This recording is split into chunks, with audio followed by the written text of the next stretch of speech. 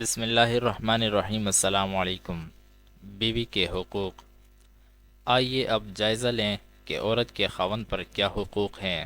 ان میں سے پہلا حق عورت کا نان نفقہ یعنی عورت کے اخراجات کو پورا کرنا ہے۔ ایک بات ذہن میں رکھ لینا کہ اللہ تعالیٰ نے عورت کے ذمہ اپنا نان نفقہ کمانے کا بوجھ نہیں رکھا۔ اگر بیٹی ہے تو باپ کا فرض ہے کہ اپنی بیٹی کا خرچہ پورا کرے۔ اگر بہن ہے تو بھائی کے ذمہ ہے کہ وہ اپنی بہن کا خرچہ پورا کرے۔ اگر بیوی ہے تو خاوند کی ذمہ داری ہے کہ وہ اپنی بیوی کا خرچہ پورا کرے، اور اگر ماں ہے تو اولاد کا فرض ہے کہ وہ اپنی ماں کا خرچہ پورا کرے۔ بیٹی بننے سے لے کر ماں بننے تک اللہ تعالیٰ نے عورت پر اپنی روزی کمانا کبھی بھی فرض نہیں کیا، تو یہ خاوند کی ذمہ داری ہوتی ہے کہ وہ اپنی بیوی کا خرچہ پورا کرے۔ اس نان و نفقہ کے متعلق علماء نے مسئلہ لکھا ہے کہ خاوند کو چاہیے کہ اپنی حیثیت کے مطابق بیوی کا ذاتی خرچہ مقرر کرے۔ ممکن ہے کہ کوئی آدمی $50 دے سکتا ہو، کوئی آدمی $100 دے سکتا ہو، اور کوئی آدمی صرف $10 ہی دے سکتا ہو۔ مقدار کی بات نہیں، گھر کی سبزی وغیرہ کے لیے خرچہ دینا اور بات ہے۔ شریعت کہتی ہے کہ وہ تمہاری بیوی ہے، اپنے گھر کو چھوڑ کر تمہارا گھر بسانے یہاں آئی ہے۔ اب تم اس کو اپنی ذاتی ضروریات کے لیے کچھ پیسے دے دو، اور دینے کے بعد تمہیں پوچھنے کی ضرورت نہیں کہ کہاں خرچ کیا۔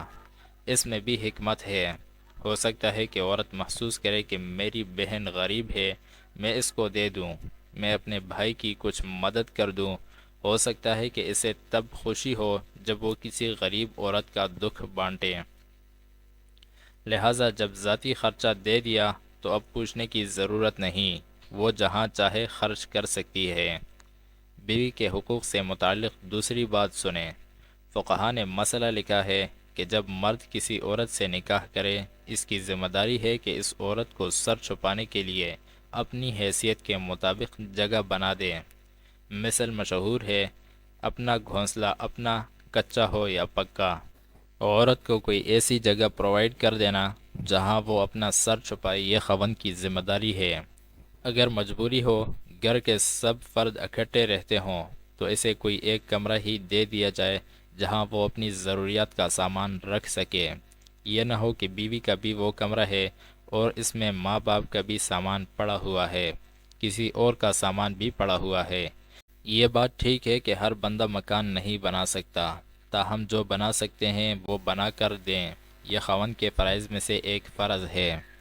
تیسری بات، چونکہ خاوند اپنے گھر کے لیے امیر اور سردار ہوتا ہے، لہٰذا اسے چاہیے کہ اپنی رعایا یعنی اہل خانہ کے ساتھ نرمی کا برتاؤ رکھے۔ ترجمہ: تم زمین والوں پر نرمی کرو، آسمان والا تم پر نرمی فرمائے گا۔ اس لیے فرمایا کہ جو انسان دوسروں کے ساتھ نرمی کرے گا، اللہ تعالیٰ قیامت کے دن اس سے نرمی فرمائیں گے۔ جو دوسروں کو جلد معاف کرنے والا ہوگا، اللہ تعالیٰ قیامت کے دن اس کو جلدی معاف فرما دیں گے۔ جو دوسروں کے عیبوں کی پردہ پوشی کرنے والا ہوگا، اللہ تعالیٰ قیامت کے دن اس کے عیوب کی پردہ پوشی فرمائیں گے۔ اسلام میں بیوی کا تصور جیون ساتھی کا تصور ہے، ہمدم و ہمراز کا تصور ہے۔ وہ کوئی باندی کا تصور نہیں ہے، وہ اچھے دوست کا تصور ہے۔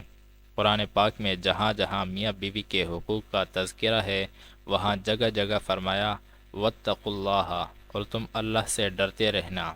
یہ اس لیے کہ وَاعْلَمُوا أَنَّكُمْ مُلَقُّوهُ، اور تم جان لینا کہ تم نے اللہ سے ملاقات کرنی ہے۔ اس لیے بعض معاملات ایسے ہوتے ہیں کہ نہ بیوی شرم سے کسی کو بتا سکتی ہے اور نہ خاوند شرم سے کسی کو بتا سکتا ہے، مگر اندر اندر دونوں ایک دوسرے کی دل آزاری کر رہے ہوتے ہیں۔ فرمایا تم اس طرح ایک دوسرے کا دل جلایا کرو گے تو یاد رکھنا کہ تم نے اللہ تعالیٰ سے بھی ملاقات کرنی ہے۔ اگر ایک دوسرے کو سکون نہیں پہنچاؤ گے تو قیامت کے دن اس کو کیسے جواب دے سکو گے؟ ایک بہترین اصول یہ ہے کہ اگر کوئی غلطی یا کوتاہی بیوی سے ہو جائے تو وہ معافی مانگ لے، اور اگر خاوند سے ہو جائے تو وہ معذرت کر لے۔ اپنی غلطی پر معذرت کر لینا عظمت ہوتی ہے۔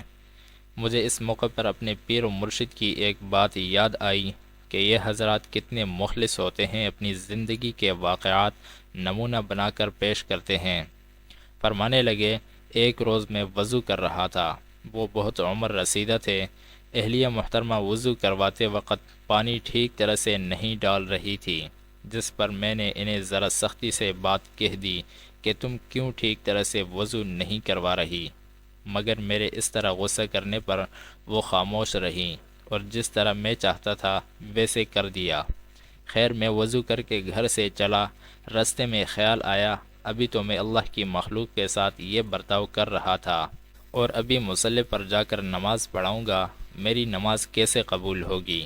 کہنے لگے، میں آدھے راستے سے واپس آیا اور بیوی سے معذرت کی، اس نے مجھے معاف کر دیا۔ مسجد ڈھا دے مندر ڈھا دے جو ڈھیندا، پر کسے دا دل نہ ڈاویں، رب دلاں وچ رہندا۔